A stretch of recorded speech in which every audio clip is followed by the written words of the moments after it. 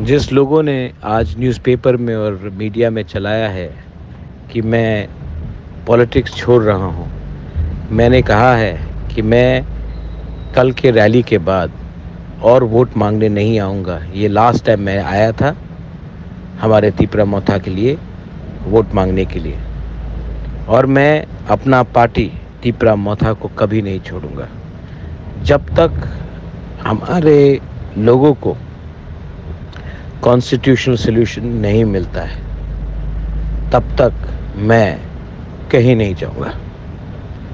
आप लोग ने न्यूज़पेपर में उल्टा सीधा लिखा, मीडिया में बहुत चलाया, आप लोग हंस रहे थे ना।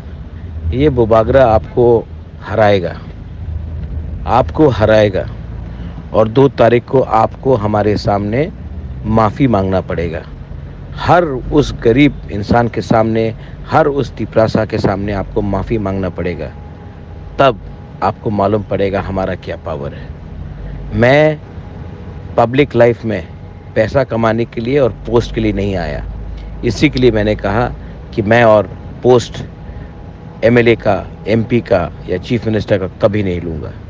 लेकिन जब तक मेरे लोगों को कुछ नहीं मिलेगा, मैं तीपरा मोथा छोड़ूंगा भी नहीं।